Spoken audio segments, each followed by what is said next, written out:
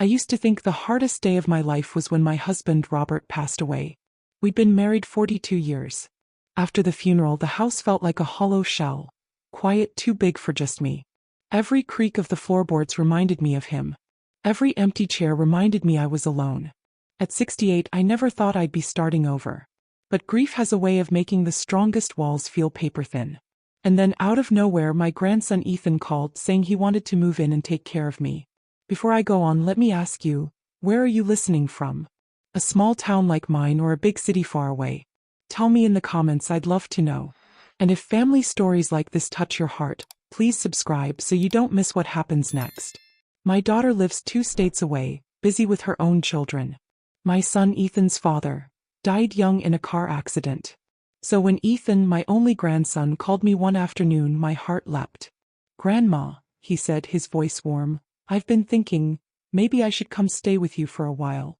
You shouldn't be alone in that big house. Let me help." Tears stung my eyes. Help.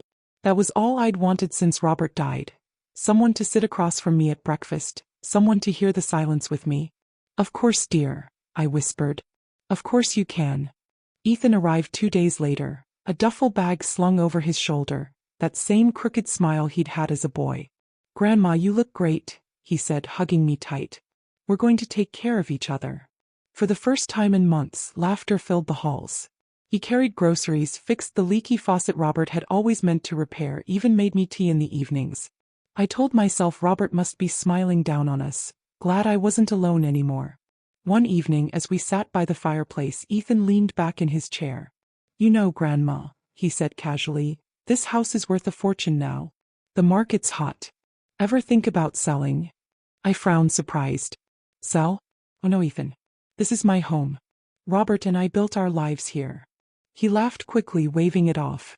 Of course, I didn't mean anything. Just curious. But something about the way his eyes lingered on the walls, the furniture, the photographs, it unsettled me. So I brushed it aside. He was young, practical. I convinced myself I was overthinking. The days rolled on. He cooked dinner sometimes, frozen pizza mostly, but it was enough. He mowed the lawn, something Robert had always done. He even drove me to church on Sunday, smiling politely as neighbors praised him. "Such a good grandson," Mrs. Jenkins said, patting his arm. And I believed it. I wanted to believe it. But small things gnawed at me. The way Ethan checked the mail before I did, slipping certain envelopes into his pocket.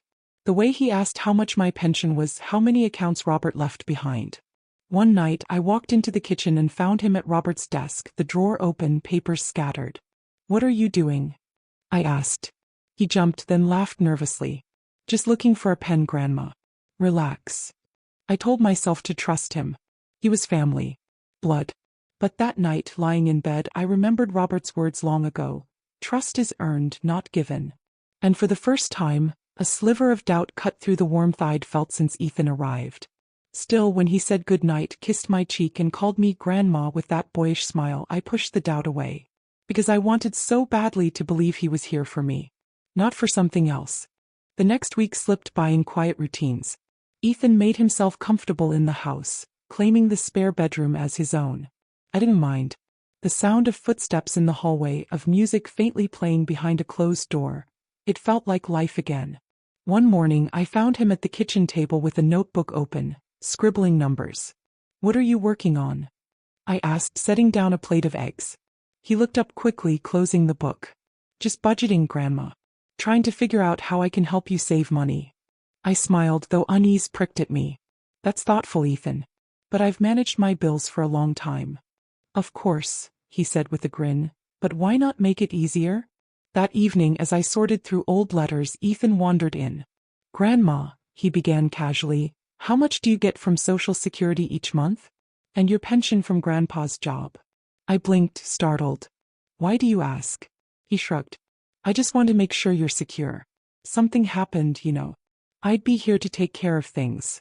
I hesitated, then gave a vague answer, but inside I felt Robert's words again. Trust is earned, not given. On Sunday we went to church together. Neighbors admired Ethan, praising me for raising such a fine young man. I smiled, but I couldn't ignore the flicker of pride in his eyes, like he was performing for an audience. After the service, Mrs. Jenkins leaned close. "You're lucky, Margaret. So many young people don't bother with their elders.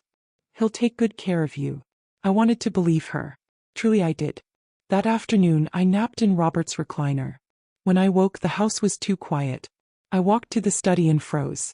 Ethan was at Robert's desk again, the drawers open, papers scattered. This time he didn't even pretend. "Ethan," I said sharply, "what are you doing?"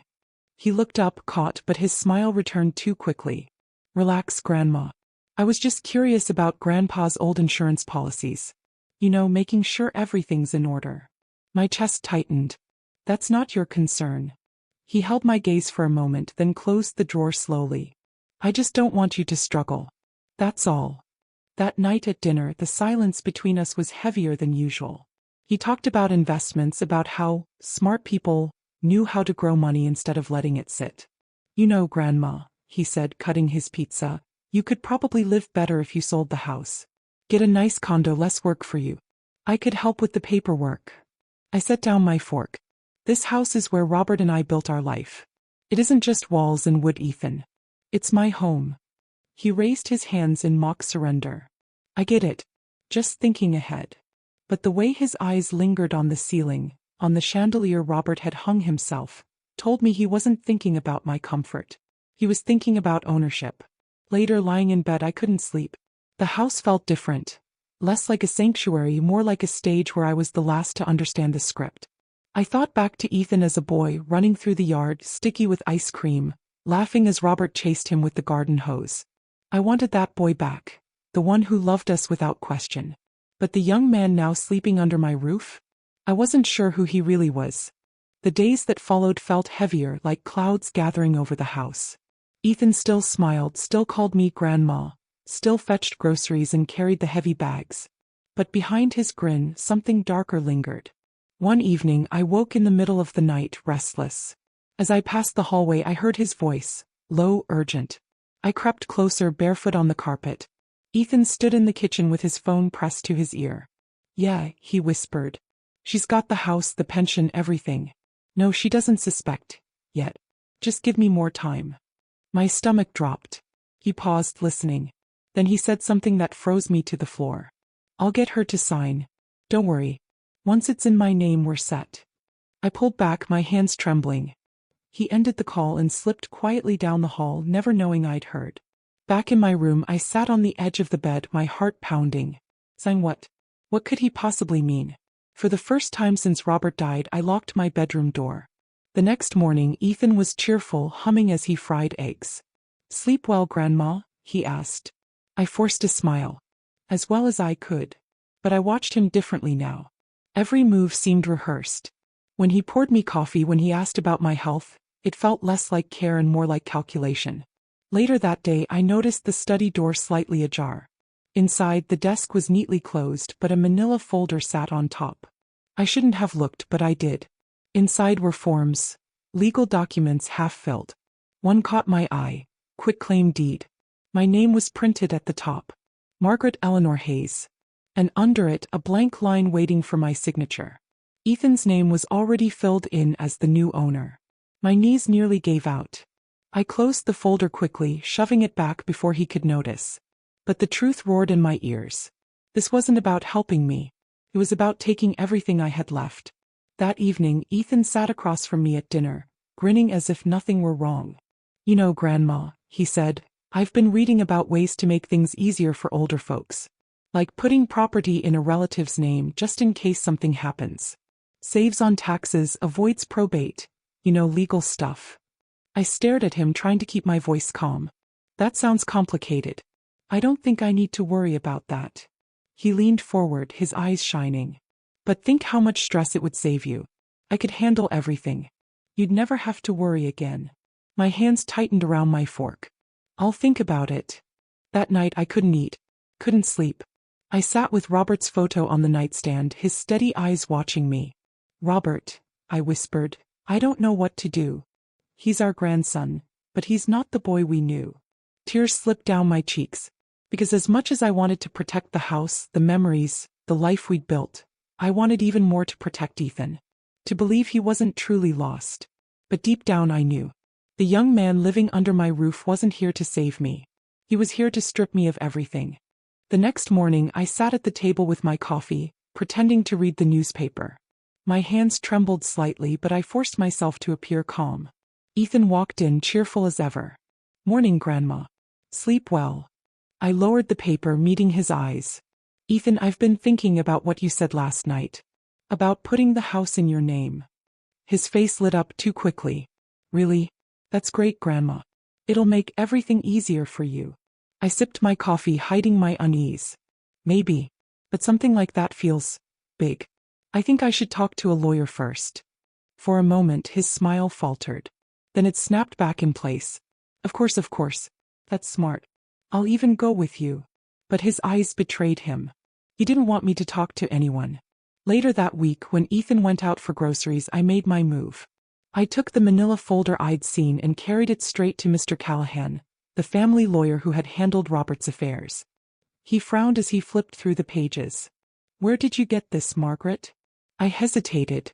"Ethan left it out. But I had a feeling I should bring it to you." Callahan tapped the deed with his pen. "This is a quitclaim deed. If you signed this, Margaret, you'd give full ownership of your home to Ethan. No protections. No guarantees. Once it's signed, you'd have no claim left." My stomach twisted. "And he filled in his name already." Callahan's voice hardened. "This isn't care, Margaret. This is coercion. Be careful." Walking back home, my legs felt heavy, my chest hollow.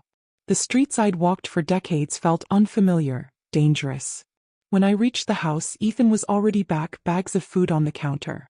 "Where'd you go, Grandma?" he asked casually. I forced a smile. "Just out for some air." His eyes lingered on me too long, suspicion flickering. That evening I decided to test him. As we ate dinner, I set down my fork and said softly, "Ethan, I went by the bank today. The manager suggested maybe I keep the property exactly as it is. He said transferring ownership could be risky." Ethan's fork froze halfway to his mouth. Then he forced a laugh. "Banks just want your money, Grandma. They don't care about you." "I care about you." I nodded slowly, studying his face. "Do you?" For a moment the smile slipped. His jaw tightened, his eyes cold. Then he pushed his chair back, scraping the floor. "I'm trying to help you, Grandma. But if you don't trust me," he stood, shaking his head. "Maybe I made a mistake coming here." His words pierced me, equal parts guilt and fear. I wanted to believe him, to cling to the image of the boy who once ran through my yard with sticky fingers and wide eyes. But the man pacing my kitchen now wasn't that boy. He was someone who saw me not as family, but as an obstacle. That night, as he slammed his door shut, I whispered into the darkness, clutching Robert's photo. "He's planning something, Robert. And I don't know if I'm strong enough to stop him." But I knew one thing for certain. I had to try. The morning after Ethan's outburst, the house felt heavier than ever. He barely spoke to me at breakfast, scrolling on his phone, answering messages I couldn't see. When he finally left, muttering about meeting a friend, I grabbed my coat. I couldn't keep this inside anymore. I walked 2 blocks down to the small blue house where Mrs. Carter, my neighbor and oldest friend, still lived. She opened the door, her face lighting up with surprise. "Margaret, it's been too long. Come in, dear." I sat at her kitchen table, my hands trembling around the teacup. Finally, I whispered, "Ethan isn't here to help me. He wants my house." Her eyes widened. "You're Ethan? But he's always been such a sweet boy." I pulled the folded deed from my purse, sliding it across the table. "He filled out his name already. All it needs is my signature." Mrs. Carter covered her mouth. "Oh, Margaret, this isn't help. This is theft." Tears pricked my eyes. I keep asking myself, where did I go wrong? He's my grandson. Robert's grandson. She reached across the table, squeezing my hand. "You didn't go wrong. Greed changes people. But you can't fight this alone." When I returned home, Ethan was already back, sitting on the porch steps. His eyes narrowed as he saw me. "Where were you?" he asked, voice tight. I forced a smile.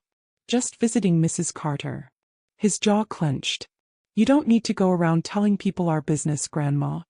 "Our business," I repeated softly. "Or your plan." For the first time his mask slipped completely. His smile was gone, his voice low and sharp. "You think you can outsmart me? You can't. Sooner or later you'll sign. One way or another. That night I lay awake, heart pounding. His words replayed over and over. One way or another. The boy who once clung to my hand at the fairground, afraid of the dark, was gone. In his place stood a man willing to strip me of everything Robert and I had built. But he didn't know one thing. I wasn't alone anymore.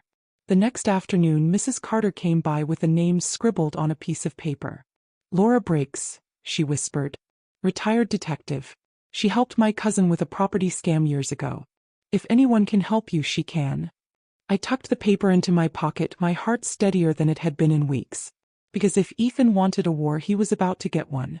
That evening, Ethan appeared at my door with takeout, smiling like nothing had happened. Grandma, let's just forget yesterday, he said, setting down the bags. I love you. I'm only trying to make sure you're safe. I forced myself to sit, to smile, to eat a few bites. But inside, I whispered to Robert's photo across the room. Hold on, Robert. I'm fighting for us. For this house. For everything you built. And for the first time I felt a spark of resolve. Ethan thought I was weak. But he was wrong. The next morning, with Ethan out running errands, I clutched the slip of paper Mrs. Carter had given me. My hands shook as I dialed the number. A woman's voice answered, low and firm.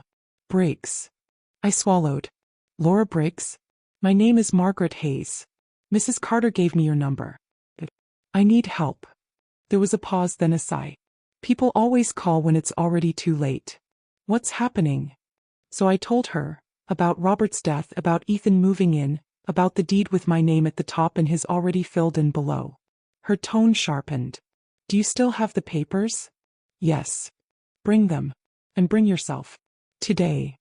Laura lived on the edge of town in a small ranch house with peeling paint and a sagging porch. When she opened the door, I was struck by her eyes. Clear, sharp, the kind of eyes that had seen everything and missed nothing. Come in, she said briskly. I laid the deed on her table. She studied it, her lips tightening. This is classic, she muttered. Family exploitation. They prey on trust. Make the victim feel like signing is the only choice. Tears welled in my eyes. He's my grandson. I raised him after his father died. How could he do this? Laura's gaze softened just a little. Because money changes people. Don't blame yourself. Blame his choices. She flipped open a worn notebook, scribbling. We'll need proof. Conversations, documents, anything that shows his intent. If he pressures you again, record it. Keep every letter, every text. And don't sign a thing. My hands shook. I'm not sure I'm strong enough. Laura leaned forward. Margaret, listen to me. They count on women like you, older, grieving, trusting. But you're stronger than you think. You called me. That means you're already fighting. Her words lit a small fire in me. When I got home, Ethan was waiting on the porch, his arms crossed. Where were you? He asked, his voice too calm. I forced a smile. Just walking. His eyes narrowed. With who? Does it matter? I replied, brushing past him.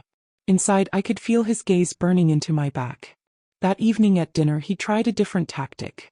Grandma, he said softly, I'm sorry if I've pushed too hard. I just want what's best for you. Think about it. You sign and you'll never have to worry about bills or banks again.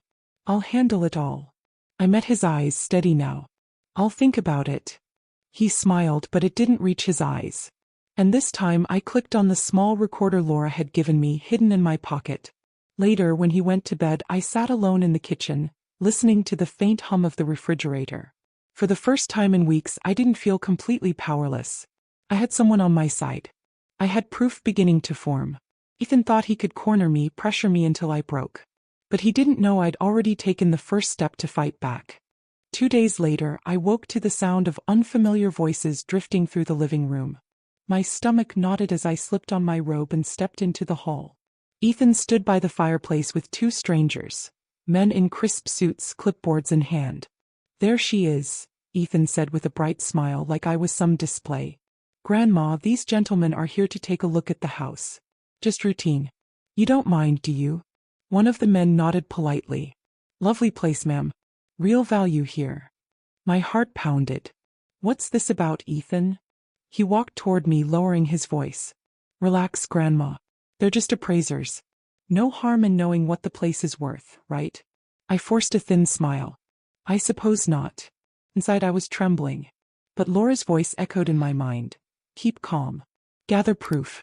I let them walk through the house, their shoes clicking on the hardwood Robert had polished for decades. They peered into rooms, scribbled notes, whispered numbers. When they left, Ethan closed the door and turned to me, his smile tight. See? Nothing to worry about. Just thinking ahead. I folded my arms. Thinking ahead for who? Me or you? His expression hardened. Grandma, I've been patient. But this house, it's too much for you. You can't handle it alone. It's time to be practical. I steadied my voice. I'll decide what's practical. He leaned in, his eyes cold. You'll sign sooner or later. Don't make this harder than it has to be. That night, I met Laura at her kitchen table, the recorder in my hand. I pressed play. Ethan's voice filled the room. You'll sign sooner or later. Don't make this harder than it has to be. Laura's lips curved into a grim smile. That's coercion, plain and simple. Combined with the deed, it's damning. I exhaled shakily. But he won't stop. He brought strangers into my home today. Appraisers. He's preparing to sell. Laura's eyes sharpened. Then we move faster. I'll contact the state attorney's office. In the meantime, don't let him see you're on to him. Keep gathering. The next morning, Ethan was all charm again. He made pancakes, humming a tune from his childhood. Grandma, he said sweetly, I was thinking, maybe we should go down to the notary tomorrow. Just to get some things signed, you know? Doesn't have to be the deed right away. Just small stuff. My hands tightened around my fork. Small stuff like what? He shrugged, too casual. We'll see when we get there. Trust me. I forced a smile, my heart hammering. Of course, dear. We'll see. That night, alone in my room, I stared at Robert's photo. They think I'm weak, Robert, I whispered. They think I'll just give up what we built. But I won't. I can't. I set the recorder beside his picture, the little red light blinking. Because this time I wasn't just a grieving widow. I was a fighter. And Ethan was about to learn that the woman he thought he could break was far stronger than he ever imagined. The next morning, Ethan was waiting by the door, keys in hand, coat already on. Come on, Grandma, he said cheerfully. We've got an appointment. I forced a smile, my heart pounding. Appointment for what? He laughed lightly. Nothing big. Just paperwork. You'll see. My stomach twisted, but I followed. Because Laura had told me, don't resist openly. Let him show his hand. I'll be ready. We drove in silence. Ethan hummed along to the radio, tapping the steering wheel. I stared out the window, every mile feeling heavier. At last he pulled up to a small office downtown. The sign read, Notary Public Real Estate Services. Ethan guided me inside, his hand firm on my elbow. A woman behind the desk greeted us with a smile. Mr. Parker, good to see you again, she said. My blood ran cold. Ethan squeezed my arm. Grandma, sit here. Just a few signatures and we'll be out. The woman slid a stack of papers toward me. The first page looked familiar. Quitclaim deed. My name at the top. Ethan's name below. Just sign here, Mrs. Hayes, the notary said smoothly. Your grandson has everything prepared. My hand shook as I held the pen. Ethan leaned close, whispering, Do it, Grandma. Don't make this messy. I looked into his eyes, and for a moment I saw the boy I once knew. The boy who used to sit on Robert's lap, listening to bedtime stories. But that boy was gone. And in his place stood a man willing to erase me with the stroke of a pen. Before I could move, the office door burst open. Margaret, don't sign. Laura stormed in, a folder clutched under her arm.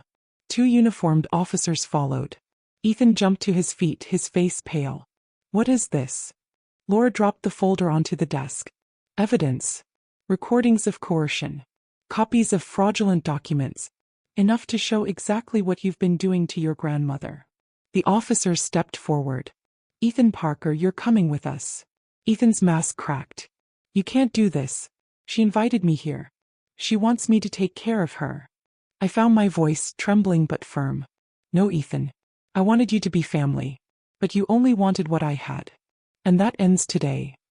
His eyes blazed with fury as the officers cuffed him. You'll regret this, Grandma. You'll regret ever crossing me. They led him out, his threats echoing through the office. When the door closed, silence settled. My hands still trembled as I set down the pen. Laura sat beside me. You did the right thing, Margaret. If you'd signed, everything would have been gone. He would have left you with nothing. Tears slid down my cheeks. He was my grandson, Laura. My only grandson. She nodded softly. I know. But blood doesn't always mean loyalty. Remember that. That night, back in my quiet house, I stood before Robert's photo. I stopped him, Robert, I whispered. But I lost him too. Our grandson. He's gone. The roses outside swayed in the wind, petals falling one by one. And I knew this wasn't the end of my grief, only a new chapter of it. The courthouse smelled of dust and old paper. I sat on the wooden bench, hands folded tightly in my lap, my heart thudding like a drum. Across the aisle, Ethan sat in a suit too big for him, wrists cuffed. His eyes flicked to mine once, but there was no warmth there. Only anger. Case of State versus Ethan Parker, the bailiff called. My chest tightened. Hearing his name like that, my grandson's name, in a courtroom made me feel as though the ground itself had shifted beneath me. The prosecutor laid out the evidence. The deed, the recordings, the witnesses who had seen appraisers at my home. Laura testified with steady confidence. This was not an act of care. It was exploitation, calculated and deliberate. When it was my turn, I walked to the stand, every step heavy. Mrs. Hayes, the attorney asked gently, did your grandson pressure you to sign over your home? I swallowed hard, my voice trembling. Yes. He told me it was for my safety. But when I hesitated, he said I'd sign one way or another.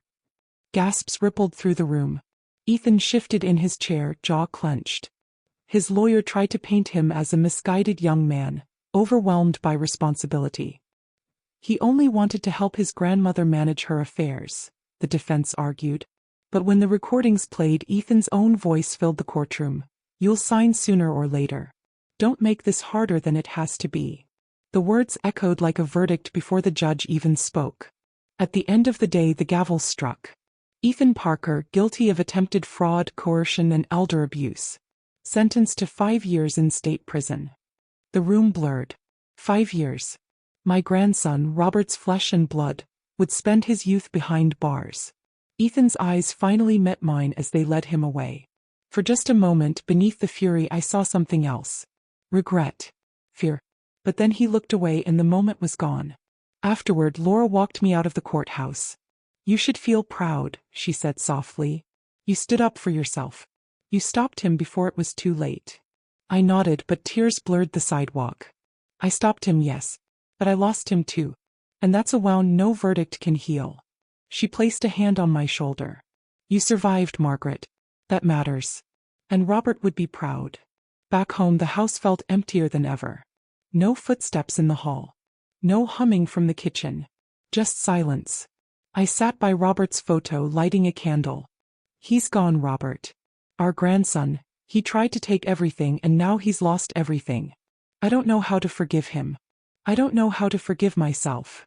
The flame flickered, casting shadows across the walls we had built together. I wrapped my shawl tighter, whispering, but I will keep this home. For you. For us. No one will take that from me. And though my heart ached, I felt a small measure of peace. Because even in loss, the truth had won. The days after the trial were the hardest. The house was quiet again, too quiet. Every creak of the floor, every whisper of the wind reminded me of Ethan. Not the man in the courtroom, but the little boy who once built blanket forts in the living room, who giggled when Robert tossed him in the air. I would catch myself setting an extra plate at the table, then freeze, the ache in my chest fresh and sharp. Grief has many faces. I thought I'd seen them all when Robert died. But losing Ethan this way, still alive yet gone from me, was a grief all its own. One afternoon, Mrs. Carter stopped by with a casserole, bless her. She sat with me at the table, hands folded around her teacup. You did what you had to do, Margaret, she said firmly. Don't doubt that. I know, I whispered. But knowing doesn't make it hurt less. She nodded softly. No, it doesn't. But hurt means your heart is still working. And that's something. Boar checked on me too. She stood in my kitchen, flipping through the mail Ethan used to snatch first. Everything clean now, she said, setting the stack down. No more hidden letters. No more forged papers. You're safe. Safe. The word felt strange. I was safe, yes, but lonelier than ever. Thank you, Laura, I said quietly. I couldn't have done it without you. She gave me a small smile. You were stronger than you think, Margaret. Never forget that. As weeks passed, I tried to rebuild. I planted roses in the garden, though my hands ached.